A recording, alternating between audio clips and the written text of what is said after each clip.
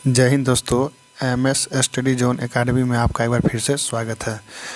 तो हम लोग थाना सरिस्ता एवं पुलिस मैनुअल पर वीडियो बना रहे हैं, जिसका यह भाग नंबर 9वां है, जिसके अंतर्गत हम लोग लघु उत्तरीय एवं दीर्घ उत्तरीय महत्वपूर्ण प्रश्नों को देख रहे हैं। तो अगर आप इस चैनल पर नए चैनल को लाइक से सब्सक्राइब जरूर करें। तो चलते हैं आज के नए प्रश्न पर। तो यह थाना सरिस्ता और पुलिस मैनुअल का वीडियो पूछा है, और थाना सरिस्ता और पुलिस मैनुअल दोनों में रिलेटिव प्रश्न आते हैं। तो चलते हैं आज के पहले प्रश्न पर। हमारा आज का पहला प्रश्न है,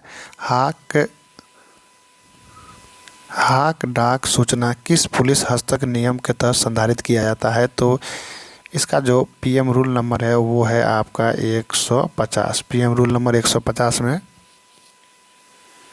हाक डाक सूचना भेजी जाती है। हाक डाक सूचना तब भेजी जाती है जब कोई किसी अभियुक्त को गिरफ्तार करना रहता है और वो अपने थाना क्षेत्र से किसी और थाना क्षेत्र में भाग जाता है, तो उस थाना क्षेत्र को सूचना PM रूल 150 के अंतर्गत हाक डाक भेजकर दी जाती है।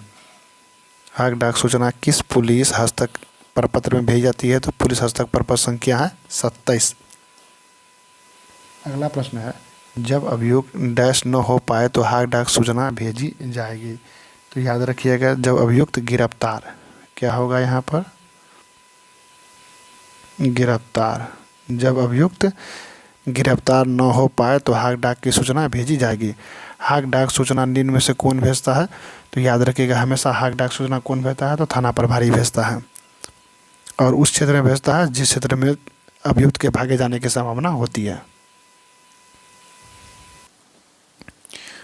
अगला प्रश्न है, हत्याकांड के एक अभियुक्त, याद रखिए कौन सा कांड है यहाँ? तो हत्याकांड के एक अभियुक्त को थाना प्रभारी के द्वारा गिरफ्तार किया जाता है, तो गिरफ्तारी के पश्चात थाना प्रभारी उक्त अभियुक्त को किसके न्यायालय में अग्रसारित करेगा? तो याद रखिएगा, ये जो होगा मुख्य न्यायिक दंडाधिकारी के न्यायालय में अग्रसारित करेगा।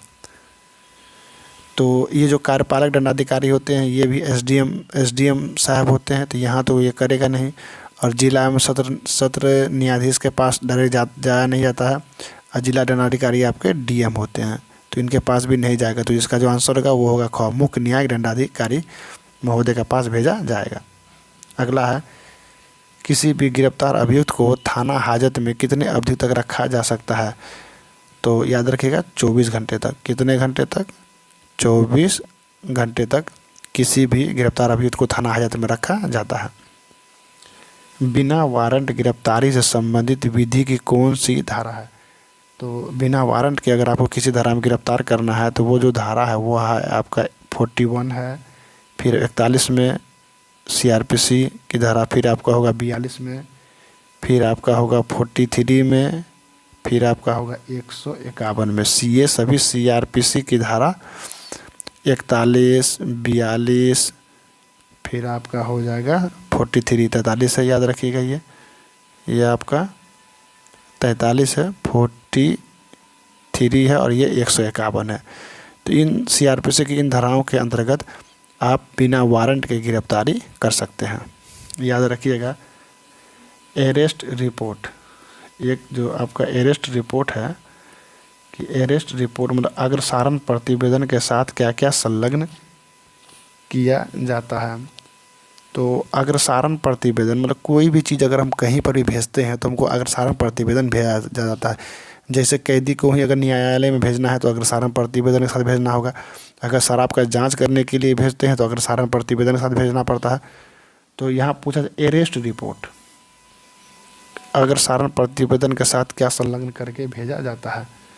तो अगर मान लीजिए आर्म्स बरामद हो गया है तो आप आर्म्स रिपोर्ट के साथ साथ उक्त अभियुक्त के संबंध में उपलब्ध साक्ष्य भी संलग्न किया जाता है, और बरामदगी सूची में जब्ती सूची भी संलग्न रहती है। मान लीजिए कि अरेस्ट रिपोर्ट है, तो अरेस्ट रिपोर्ट में क्या हुआ, मान लीजिए किसी व्यक्ति को आप अरेस्ट किए, तो अगर आपके पास आर्म्स बरामद हुआ है तो आर्म्स का आप रिपोर्ट भेजिए उसके CGM के पास, और इस आर्म का जो आप जब्ती सूची बना है इन जब्ती सूची को भी आप वहाँ पर भेजिए। अग्रसारण में। तो और अभियुक्त के विरुद्ध अगर कोई आपको साक्ष्य मिल गया है तो उन साक्ष्य को भी वहाँ पर उपलब्ध कराया जाता है। तो अग्रसारण प्रतिवेदन के साथ यही सब चीज़ें भेजी जाती है, आर्म्स, रिपोर्ट, जब्ती सूची और साक्ष्य। अगला प्रश्न है, धारा 109 और 151 दो प्रोसो के अंतर्गत गिरफ्तार अभियुक्त को किसके न्यायालय में अग्रसारित किया जाएगा। आप हमेशा याद रखिएगा, जो भी अप्राथमिकी वाली धारा होगी जिन पर एफआईआर नहीं दर्ज किया जा सकता है, उन धाराओं में हमेशा आपको अनुमंडल दंडाधिकारी अर्थात एसडीएम के पास ही भेजा जाता है, जिसका आंसर क्या होगा, 5 का क होगा। तो जैसे 109 हो गए, 133 हो गए, 151 हो गए, ये सभी अप्राथमिकी धाराएं हैं। इसके अंतर्गत हमेशा अनुमंडल दंडाधिकारी के पास भेजा जाता है। जैसे 107 हो गया, 107 हो गया, इन सब धाराओं के अंतर्गत हमेशा क्या कहाँ भेजा जाता था, एसडीएम के पास। अगला है, अपराध नियंत्रण अधिनियम या राष्ट्रीय सुरक्षा अधिनियम के अंतर्गत गिरफ्तार अभियुक्त का किसके न्यायालय में अग्रसारित किया जाएगा। तो इसका जो आंसर होगा वो होगा आपका ग, जिला दंडाधिकारी। जिला दंडाधिकारी के न्यायालय मतलब डीएम साहब के पास भेजा जाता है। अगर कोई भी राष्ट्रीय सुरक्षा अधिनियम संबंधित अगर न्यायालय में अगर अग्रसित करना है, गिरफ्तार अभियुक्त को किसके न्यायालय में अग्रसारित करना है, तो जिला डीएम के पास इसको पहले भेजा जाएगा। अगला है, अरेस्ट रिपोर्ट कितने प्रति में तथा कब तैयार किया जाता है। तो याद रखिएगा, अरेस्ट रिपोर्ट हमेशा 2 प्रति में, कितने प्रति में, 2 प्रति में तैयार किया जाता है। और यह कब तैयार किया जाता है, हम बोले हैं ना, किसी भी अगर अभियुक्त को अगर आपको न्यायालय में भेजना है तो यहाँ क्या होगा, अभियुक्त को न्यायालय में जब अग्रसारित करेंगे, अभियुक्त को न्यायालय में अग्रसारित जब किया जाता है, अग्रसारित तैयार करते समय यह अरेस्ट रिपोर्ट भेजा जाता है। अगला है, अरेस्ट रिपोर्ट विधि के किस धारा तथा पुलिस हस्तक्षेप के किस नियम से संबंधित है। तो अरेस्ट रिपोर्ट जो यह धारा है, यह धारा हो जाएगा आपका धारा 57 एवं 167 सीआरपीसी की धारा 167 एवं 57 के अंतर्गत आपका अरेस्ट रिपोर्ट तैयार किया जाता है। और अगर हम लोग बात करें पीएम रूल के अंतर्गत, पुलिस हस्तक्षेप नियम के अंतर्गत, यह है 172 के अंतर्गत हम लोग अरेस्ट रिपोर्ट की किस नियम के से संबंधित है, अरेस्ट रिपोर्ट पीएम रूल 172 से संबंधित है, ये याद रखिएगा आप लोग। और अरेस्ट रिपोर्ट कितने प्रति में होता है, तो 2 प्रति में होता है। और ये कब तैयार किया जाता है, जब अभियुक्त को न्यायालय में भेजा जाता है, मतलब अग्रसारित किया जाता है। हमारा अगला प्रश्न है, धारा 113 दो प्रसव के अंतर्गत गिरफ्तार अभियुक्त को किसके न्यायालय में अग्रसारित किया जाएगा। तो मैंने पहले ही बोला है कि अनुमंडलाधिकारी में या अनुमंडल दंडाधिकारी, इसकी को बोलते हैं एसडीएम। तो 113 के अंतर्गत भी गिरफ्तार करेंगे तो एसडीएम के पास भेजा जाता है।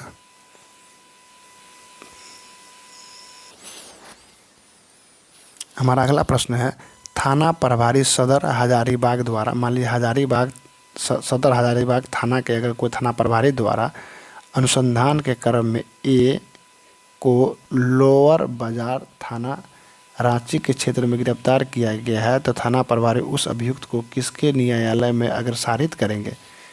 कहने का मतलब ये हुआ कि मान लीजिए कि ये एक थाना क्षेत्र है और बी एक थाना क्षेत्र है। मान लीजिए इसका थाना क्षेत्र इस एरिया में है और एक का थाना क्षेत्र मान लीजिए इस एरिया में है। तो अगर यहाँ के जो थाना प्रभारी हैं, थाना प्रभारी ये किसी अभियुक्त को अगर मान लीजिए ये थाना क्षेत्र के प्रभारी के क्षेत्र में आकर अगर गिरफ्तार करते हैं, तो पूछा जाएगा कि कहाँ के न्यायालय में ये अग्रसारित करेंगे। तो याद रखिएगा, ये जो है कहाँ करेंगे, मुख्य न्यायिक दंडाधिकारी रांची। क्योंकि ये देखिए लोअर बाजार थाना रांची के क्षेत्र में गिरफ्तार किया गया है, तो जिस क्षेत्र में गिरफ्तार किया जाएगा तो इसका आंसर ग होगा, मुख्य न्यायिक दंडाधिकारी रांची। मतलब रांची में गिरफ्तार किया गया है तो वहाँ के ही मुख्य न्याय दंडाधिकारी के समक्ष प्रस्तुत किया जा सकता है।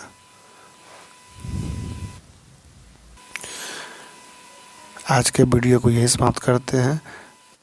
और इनका जो PDF है वो टेलीग्राम चैनल है जिसका नाम है MS स्टडी जोन एकेडमी, यही टेलीग्राम बनाया हुआ है और इसी पर मैं इन सब का PDF उपलब्ध करा दूंगा, तो आप लोग वहां पर जाके इसको डाउनलोड कर लीजिएगा।